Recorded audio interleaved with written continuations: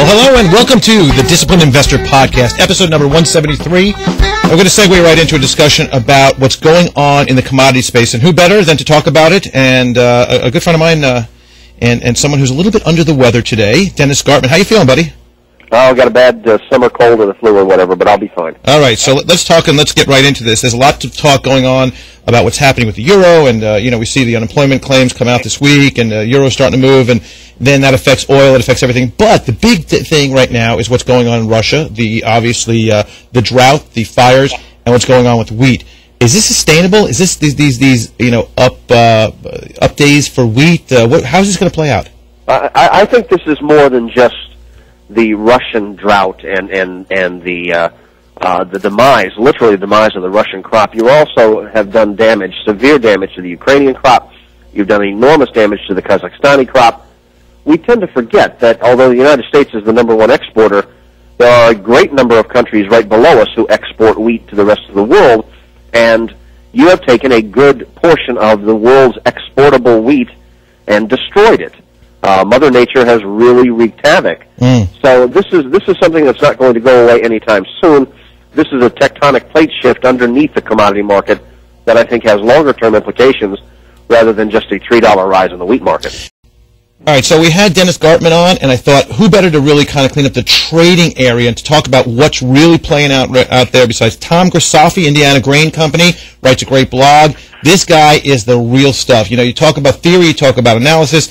When we're talking about actually trading, Tommy Grisafi. How are you, buddy? What's going on? Good, Andrew. Let's talk a little bit about how you deal with this. I mean, do you think wheat? I mean, you've been limit up, right? What's the story with wheat? Do you think it's still going up? Is it the trade? It's obviously a trade, but how is it going to play out? Sure, I think it played out last night. If you look back at your charts, or your listeners do, last night, Thursday night, at one point last night, we had wheat up 56 cents. Limit again would have been 60, and you had beans offered down 10. You had corn offered down 7.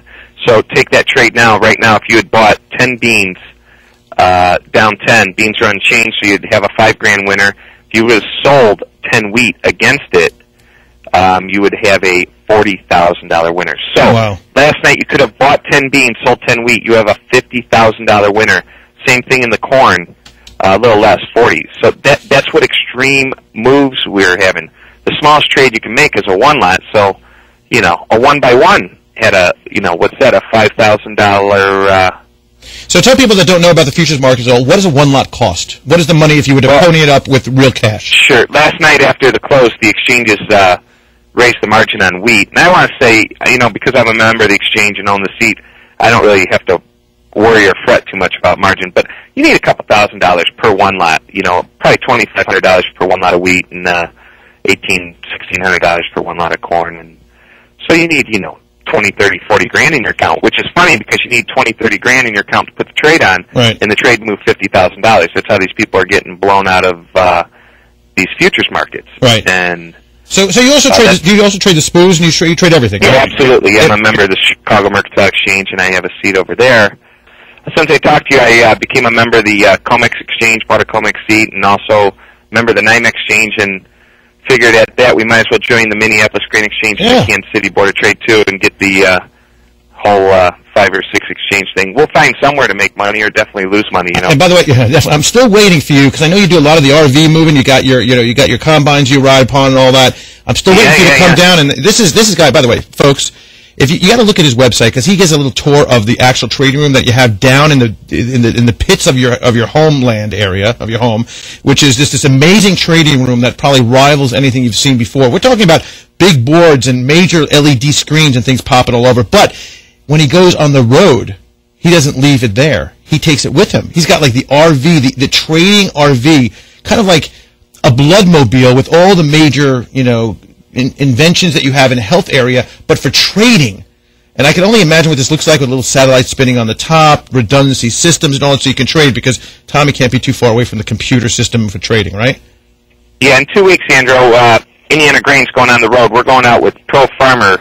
It's Farm Journal, AgWeb. You can go to agweb.com. If all of a sudden these stock traders get a little bored, they need something to trade, they can go, everyone's calling me.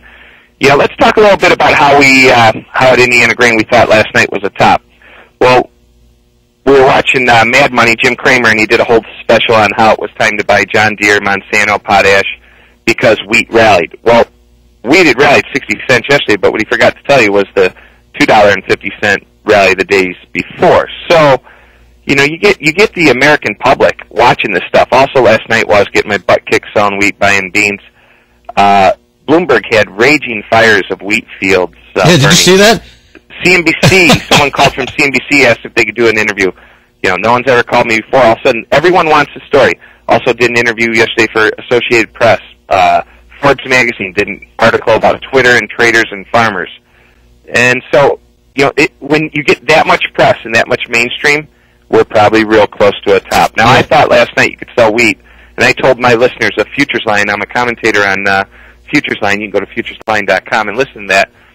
And it's free on Sunday nights. So your viewers who will be listening this Sunday, hello, go to futuresline.com. You can listen to us talk about grains and all this good stuff for free on Sundays. I told the viewers I thought you could sell wheat up 30. Well, I didn't know we'd open and go up 50. So, yeah, I did sell it up 30.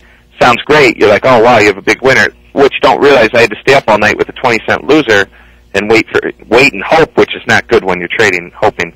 But what I see what dragged us down today is the Paris wheat really sold off hard. That's the the Europeans have the biggest problem. They buy most of their wheat from Russia, from the FSU. Tommy Grisafi, trader, and as you could hear it, he's talking about a lot of things that maybe some people don't totally understand, and talking about, you know, the one lots, talking about the grains, the peas, you know, what are the beans? What are the beans? Well, soybeans. But maybe you didn't know what that was. Check out Indiana Grain. Yes, sir. Yep, check that out. Listen to him on all this. He's a guy that knows what he's doing, and if I know Tommy well enough, he's actually trading as we're talking right now. That sounds right. Hey, Andrew, I'll be tweeting a lot while I'm on the road. My assistant's going to be in the RV with me. We're going to go follow the Pro Farmer Crop Tour and see how we can tell what the yield is on corn and beans. They can also follow me at Indiana Grain Co. on Twitter and Grain Talk on Twitter. So you've gotten love to hear from everyone. You've gotten quite good luck trading. Yeah, you've gotten quite impressive with the blogging and the Twittering since the last time we talked, huh? Yeah, a little bit. Yeah. So good stuff. You can learn a few things on it. There's some nice people on there. Yeah, I hear you. All right, speak to you soon, Tommy Grisafi, Indiana Grain Company. Thanks a lot, buddy.